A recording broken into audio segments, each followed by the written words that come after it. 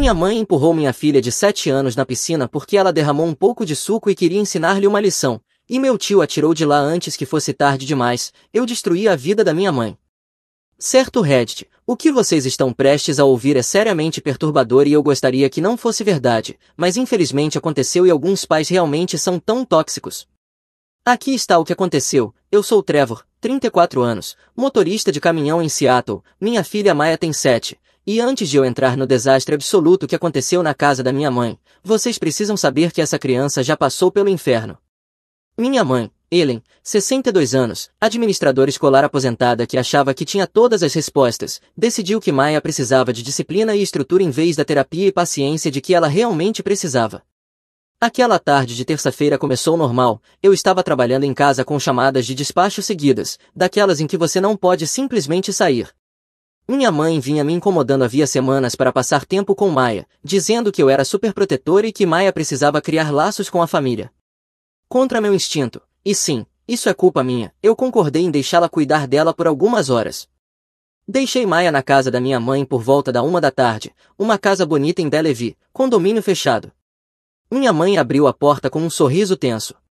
Ela olhou para a roupa de Maya, jeans manchados de tinta e uma camiseta de dinossauro, e eu vi sua boca se contrair. Ela perguntou se Maya não podia usar algo mais bonito.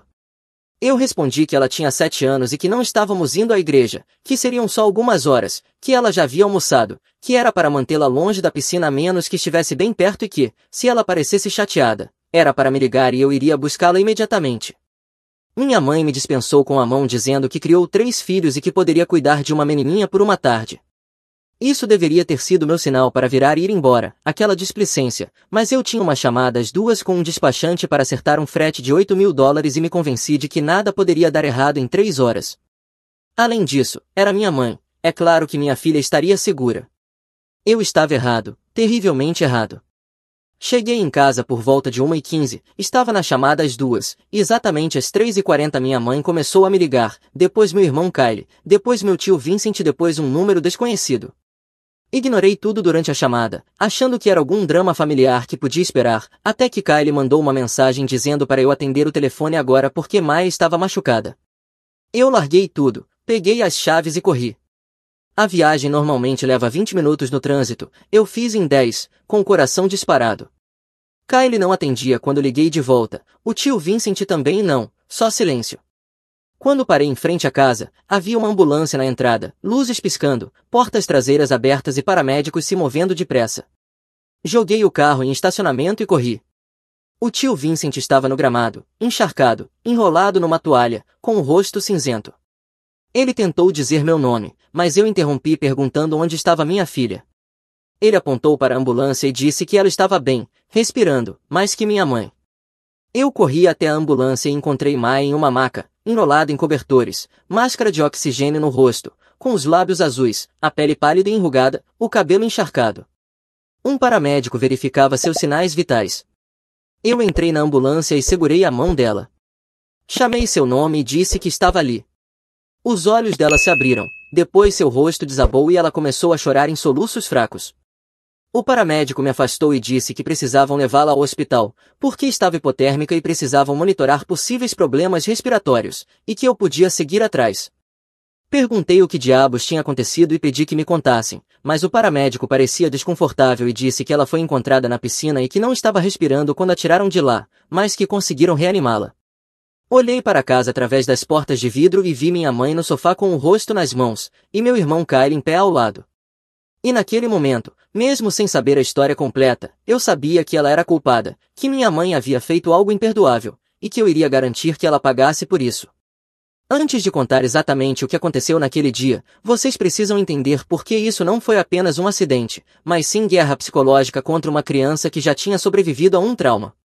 Quase 3 anos atrás, minha esposa Raquel morreu em um acidente de carro enquanto Maya estava no banco de trás. Não foi pacífico nem rápido, Raquel morreu ao longo de 12 minutos enquanto Maya assistia, impotente e apavorada. Era uma tarde de outubro, chovia como sempre em Seattle, Raquel estava indo buscar Maya na pré-escola e eu estava em um ponto de parada perto de Tacoma fazendo uma inspeção pós-viagem. Meu telefone tocou por volta das 3h30, número desconhecido, perguntando se eu era Trevor Kane e dizendo que minha esposa tinha sofrido um acidente e que eu precisava ir ao Arborville imediatamente. Um caminhão de entregas havia derrapado na I-5, atravessado 3 faixas e atingido Honda de Raquel no lado do motorista a 88 km/h. O impacto destruiu todo o lado esquerdo do carro. Raquel sofreu o pior, com lesões internas massivas, costelas esmagadas e pulmão perfurado, mas ela resistiu tempo suficiente para virar a cabeça, olhar para Maya no banco de trás e sussurrar para ela fechar os olhos e não olhar para a mamãe. Mas Maya não fechou os olhos, ela tinha 4 anos e não entendia. Ela simplesmente viu a mãe morrer, viu os paramédicos trabalharem freneticamente, viu eles finalmente pararem, 12 minutos que se queimaram no cérebro dela. Raquel morreu antes que a ambulância chegasse ao hospital.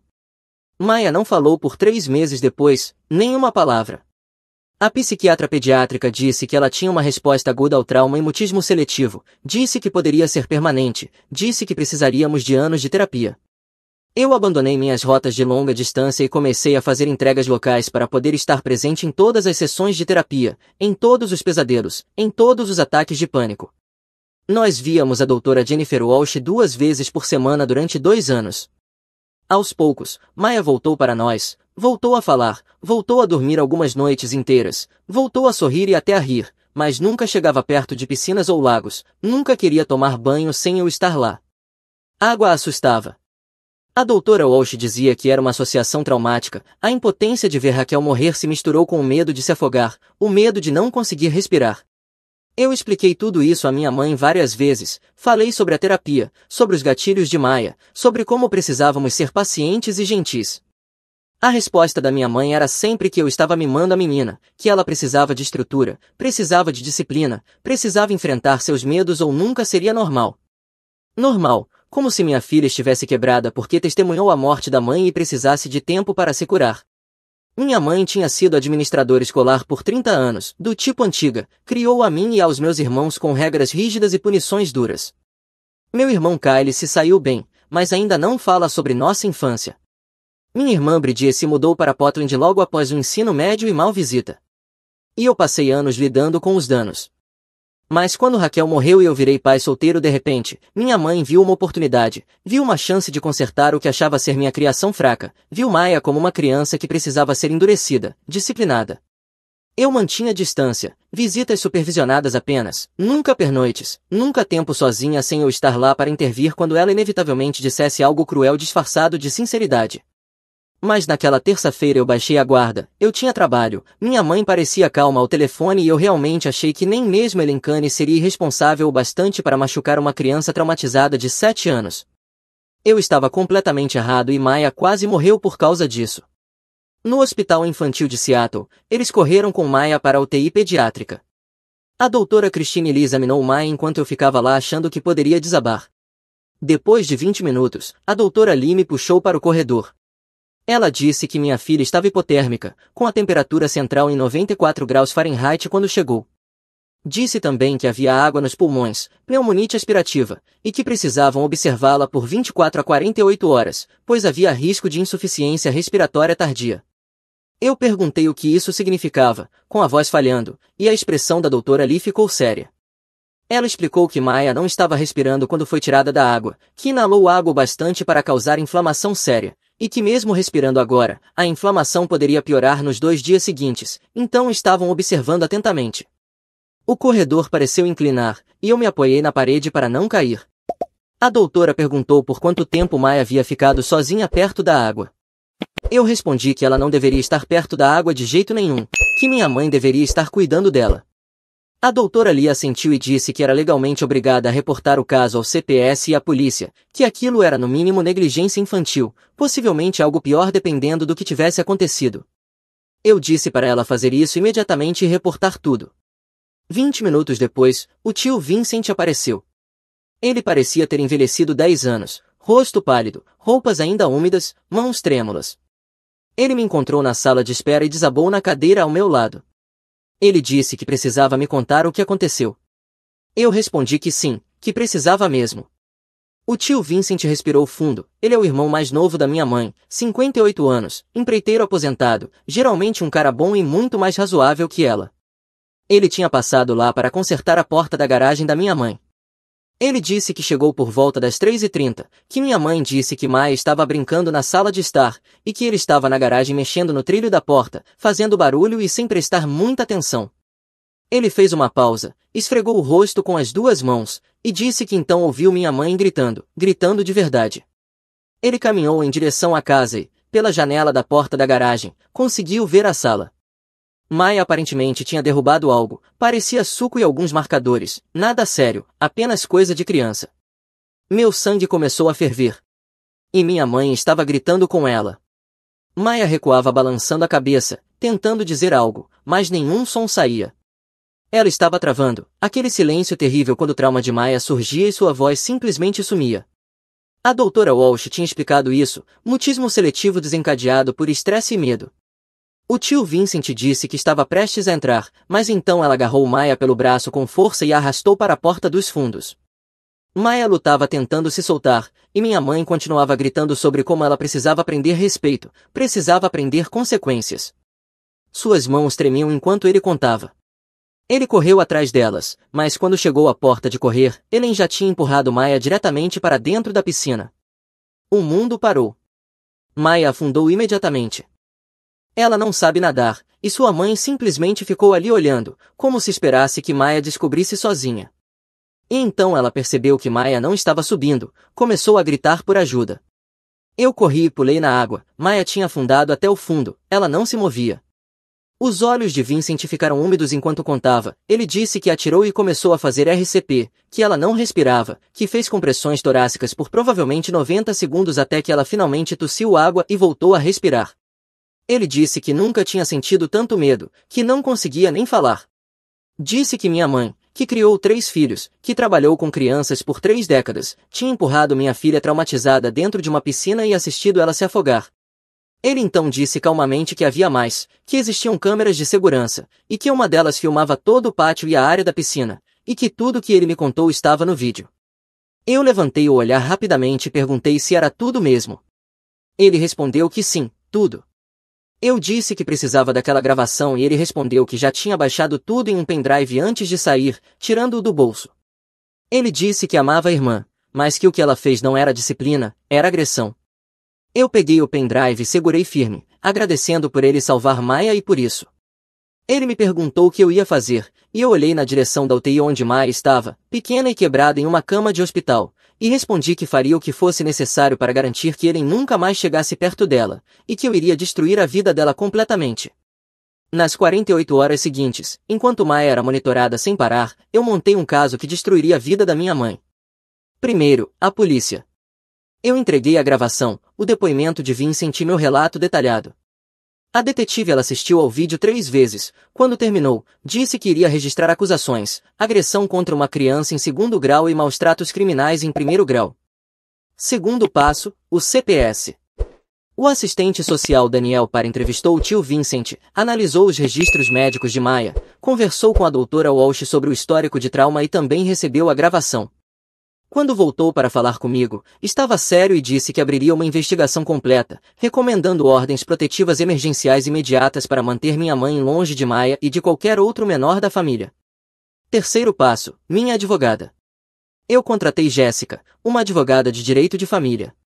Mostrei tudo a ela, ela assistiu a gravação uma vez, fez anotações e me olhou com uma fúria profissional pura, dizendo que conseguiríamos uma ordem de restrição permanente e que também entraríamos com ações civis por danos emocionais e despesas médicas, e que minha mãe se arrependeria disso pelo resto da vida. Então comecei a fase 2, garantindo que ele enfrentasse todas as consequências possíveis. Enquanto Maia se recuperava no hospital infantil, eu documentei tudo que arruinaria minha mãe legalmente, socialmente e financeiramente. A doutora Lee liberou Maia na quinta-feira à tarde com instruções rígidas, observar problemas respiratórios, nada de nadar, nada de banho sem supervisão, e acompanhamento imediato com a doutora Walsh. Maia não falou desde o incidente, nem uma palavra, tinha regredido completamente, não deixava ninguém tocá-la além de mim, não comia a menos que eu a alimentasse. Na primeira noite de volta para casa, sentei no chão ao lado da cama dela vendo seu peito subir e descer, contando cada respiração, aterrorizado. Por volta das 2 da manhã ela acordou gritando que não conseguia respirar, pedindo ajuda, chamando por Raquel. O trauma tinha levado ela de volta ao pior dia da vida dela. Eu a segurei enquanto ela chorava silenciosamente, e quando ela finalmente dormiu novamente, fiquei sentado no escuro deixando a raiva fria tomar conta de mim. Minha mãe tinha feito isso, tinha pegado uma criança em recuperação e a quebrado de novo. Na sexta de manhã recebi uma ligação da detetive ela avisando que minha mãe seria acusada formalmente de agressão contra a criança em 2º grau e maus-tratos criminais em 1º grau, e que ela seria formalmente apresentada ao tribunal na segunda. Eu disse bom. Ela disse que havia mais, que falaram com vários vizinhos da minha mãe e que eu deveria ouvir o que eles disseram. Naquela tarde me encontrei com ela na delegacia, ela tinha uma pasta cheia de depoimentos. Aparentemente, a reputação perfeita da minha mãe no bairro era falsa, e os vizinhos tinham notado seu comportamento. Os Palmers, da casa ao lado, disseram que Ellen vivia gritando com alguém, que já a ouviram gritar com os netos antes, não só disciplinar, mas dizer coisas cruéis, chamando-os de fracos, estúpidos, decepções. Os Nguyen, da casa em frente, disseram que já a viram ser muito ríspida com uma criança pequena no quintal, segurando o braço forte o bastante para deixar marcas, empurrando, e que quase chamaram o CPS uma vez, mas não quiseram causar drama familiar. Ruth, professora aposentada 3 casas abaixo, disse que Ellen Kane era uma intimidadora, sempre foi, que aterrorizava crianças na escola onde trabalhava, que pais reclamavam, mas que ela tinha estabilidade e conexões, então nada acontecia. Mais 4 vizinhos deram relatos semelhantes, todos tinham visto algum nível da crueldade de Ellen e todos ficaram calados para evitar drama, mas agora tudo isso estaria oficialmente no relatório policial que seguiria minha mãe pelo resto da vida. A gravação, porém, era bomba nuclear. Jéssica mandou melhorar a qualidade do vídeo profissionalmente e adicionar marcações de tempo. O vídeo mostrava tudo com perfeição. O vídeo tinha 47 segundos, e eu garantiria que todos vissem. No sábado pedi uma ordem de restrição permanente. Jéssica escreveu uma petição incluindo a gravação, o depoimento de Vincent, registros médicos, avaliação da doutora Walsh sobre o dano psicológico, relatórios policiais, declarações dos vizinhos e meu histórico documentado de alertar Ellen sobre o trauma de Maya. No domingo eu fiz algo que talvez pareça mesquinho, mas que era necessário. Eu liguei para meus irmãos e vários parentes, enviei a gravação de segurança sem nenhum contexto, apenas escrevendo isto foi o que a mãe fez com a Maya na terça, assistam antes de me ligar. As respostas foram imediatas. Kyle ligou dentro de 1 hora, com a voz trêmula, dizendo Jesus Cristo Trevor, eu nunca mais vou falar com ela, eu não consigo acreditar no que vi. Brady ligou chorando, dizendo que assistiu 3 vezes porque não conseguia acreditar, que a mãe sempre dizia que éramos sensíveis demais, que ela só era firme, mas que aquilo era crueldade, e que sentia muito. O tio Vincent ligou para todo o restante da família e mostrou o vídeo. Dentro de 48 horas Ellen passou de matriarca respeitada a pária. O telefone dela ficou silencioso, as publicações no Facebook tiveram 0 interação e ela começou a ser desfavoritada. O grupo de família ficou mudo sempre que o nome dela surgia. A igreja pediu discretamente para que ela parasse de frequentar. O clube de leitura expulsou-a. A diretoria da associação de moradores sugeriu fortemente que renunciasse. Sua melhor amiga de 30 anos parou completamente de atender suas ligações. Ela teve a audácia de me ligar durante esse período. Quando atendi, ela disse: filho, eu preciso falar com você. Eu interrompi dizendo para que ela calasse a boca, que não ousasse continuar. Ela chorou dizendo que nunca quis que as coisas chegassem tão longe e pediu para eu não fazer aquilo com minha própria mãe. Eu respondi que não tinha mãe, que ela podia ir para o inferno, porque era lá que pessoas como ela deveriam apodrecer, e desliguei. Mas eu ainda não tinha terminado, nem de perto. O próximo passo foi o processo civil. Jéssica entrou com a ação em nome de Maya, listando cada despesa e trauma, $47 mil em custos de emergência e UTI, $180 mil em terapia contínua projetada, 3 sessões semanais por cerca de 5 anos, $250 mil em futuros cuidados psiquiátricos e medicação, e $500 mil por dor e sofrimento, totalizando $977 mil. O seguro residencial de Ellen rejeitou a reivindicação imediatamente, dizendo que atos intencionais não são cobertos. Ela teria de pagar do próprio bolso, o que significava vender tudo. 3 semanas após o incidente, aconteceu a audiência da ordem de restrição permanente. Jéssica preparou um caso absolutamente devastador. Nós apresentamos tudo. O advogado de Ellen tentou argumentar que ela cometeu um erro, que amava Maya, que estava buscando ajuda, que uma ordem permanente era dura demais. O juiz cortou esse argumento rapidamente dizendo que a cliente dele empurrou intencionalmente uma criança traumatizada em uma piscina e a viu se afogar. A ordem permanente foi concedida. A senhora Kane estava proibida de qualquer contato com uma criança menor, direto ou indireto, por no mínimo 10 anos. 10 anos. Maya teria 17 anos antes que Eren pudesse sequer tentar contato, isso supondo que Eren fizesse terapia, mostrasse remorso e pedisse ao tribunal para reavaliar o caso. O rosto de Eren desabou quando o juiz leu a decisão. Ela me olhou do outro lado da sala, com olhos implorando e a boca formando palavras que não conseguia dizer em voz alta. Eu retribuí o olhar sem nenhuma emoção. Depois da audiência, Kyle me puxou para o lado e disse que a mãe estava desmoronando, que estava perdendo tudo, os amigos, a igreja, os netos, que Bridia não falava com ela, que ele também não, que ela estava completamente sozinha. Eu disse isso é exatamente o que ela merece. Kyle concordou. 2 meses após o incidente, Maya ainda não falava. A doutora Walsh disse que a regressão era grave, pior do que depois da morte de Raquel, porque dessa vez o trauma veio da família, de alguém que deveria ser segura.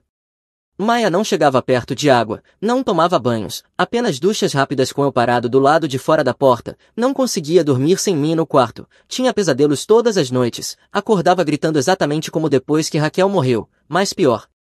A doutora Walsh aumentou nossas sessões para 3 por semana. Trabalhamos técnicas de grounding, visualização de espaço seguro, reconstrução lenta do senso de segurança de Maya. Era exaustivo.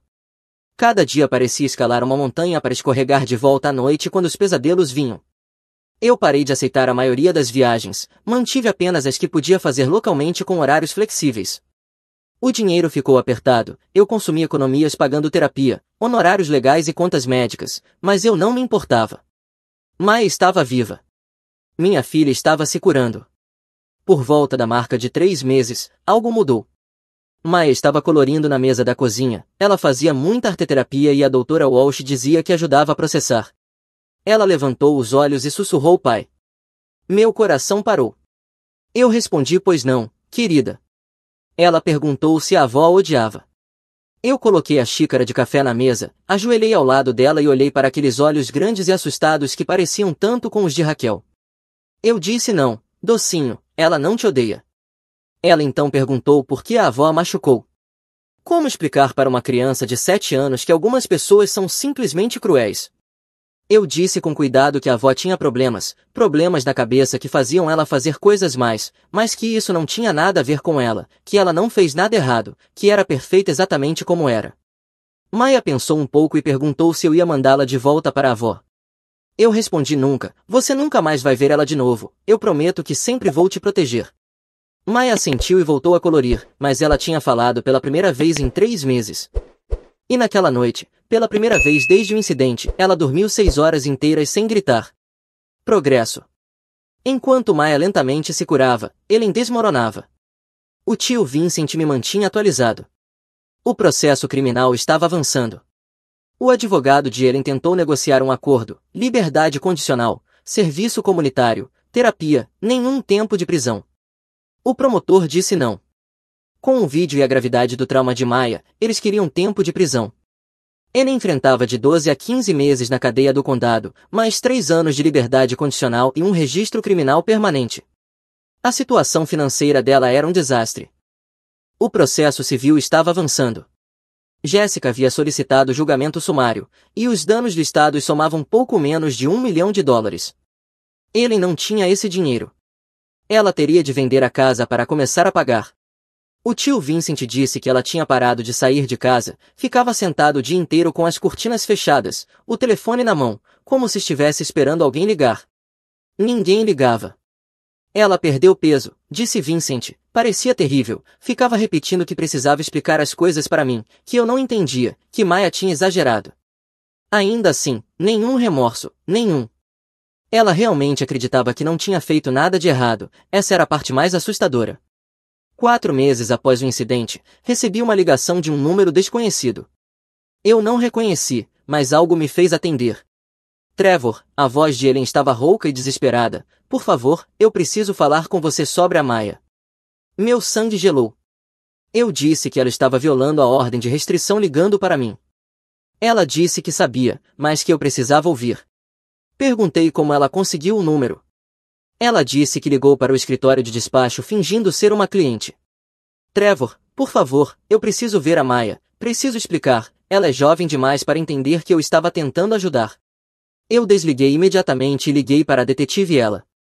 Eu disse que Ellen tinha me ligado de um número desconhecido, contato direto, violação clara da ordem de restrição, e que eu tinha a gravação.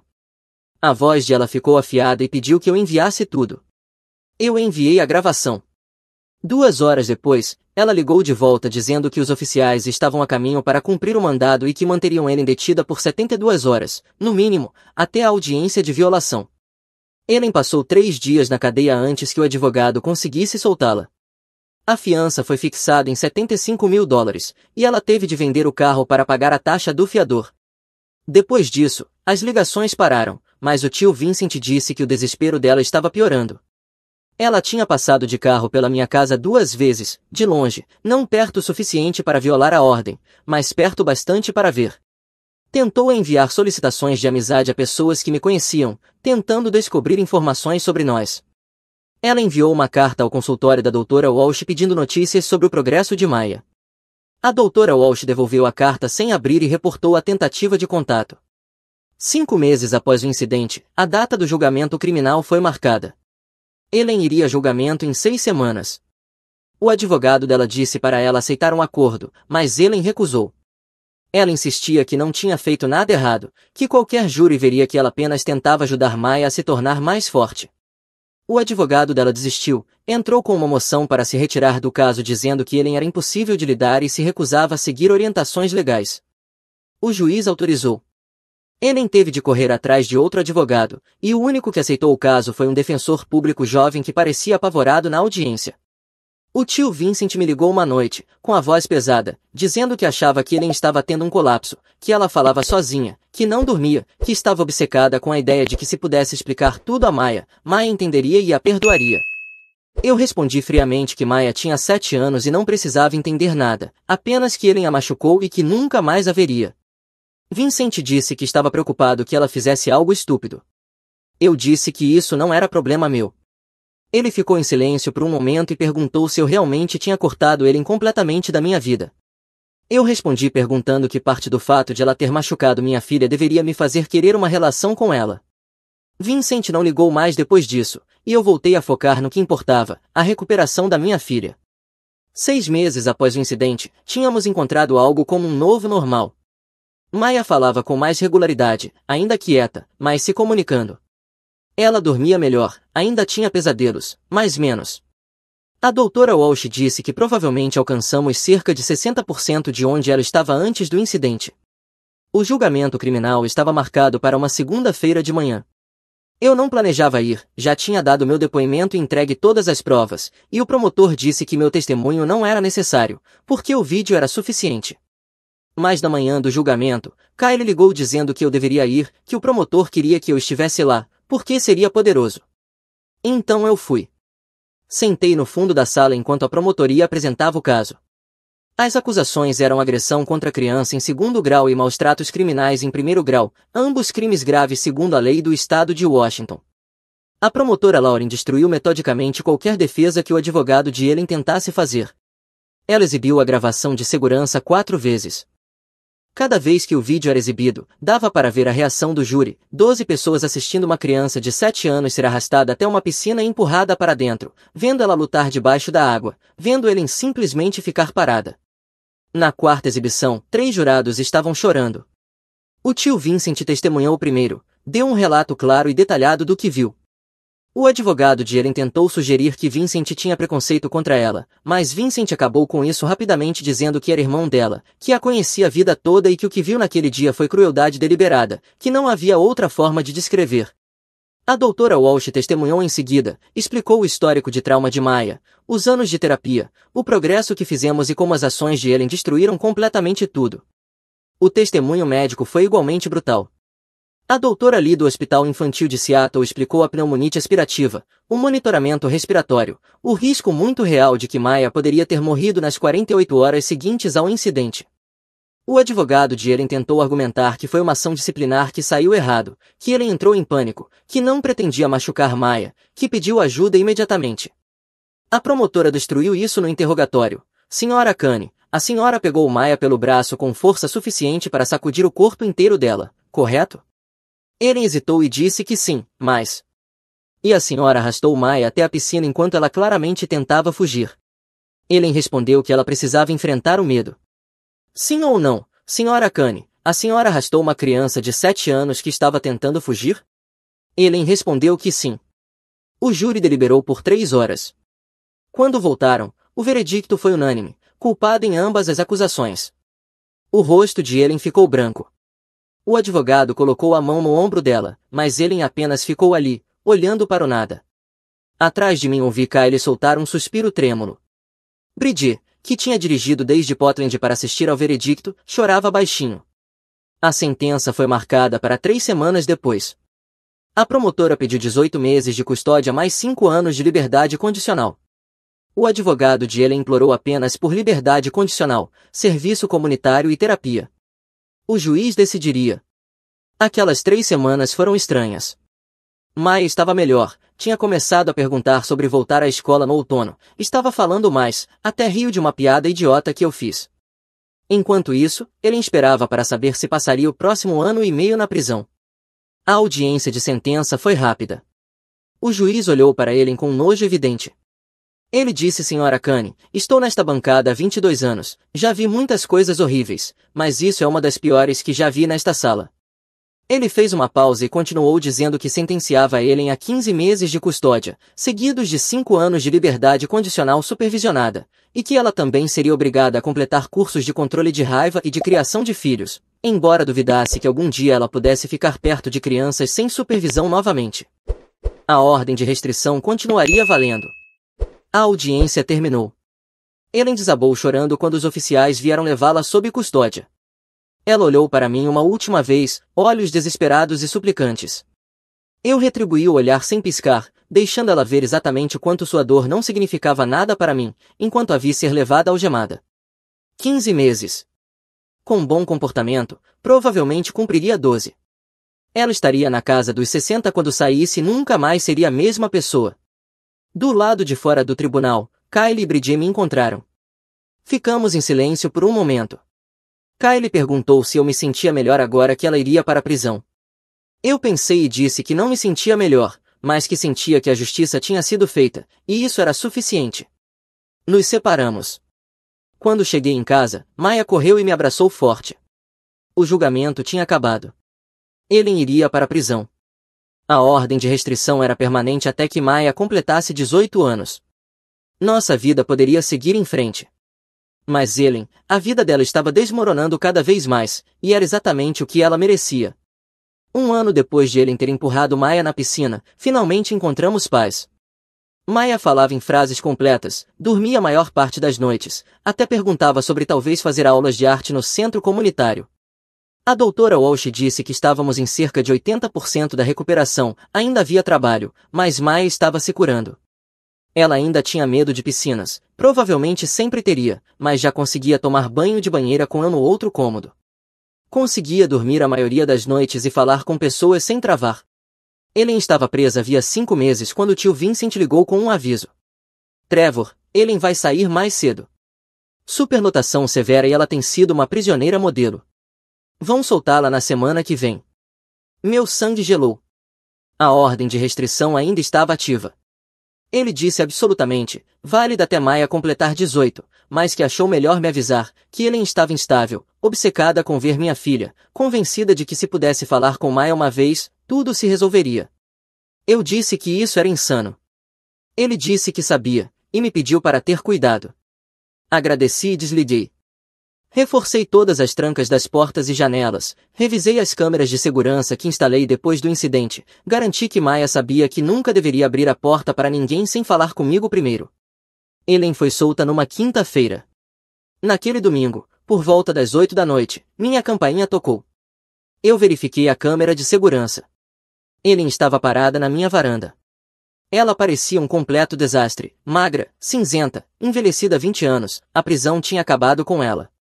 Ela segurava flores baratas de supermercado e chorava. Eu não abri a porta. Em vez disso, peguei meu telefone e liguei diretamente para a detetive ela.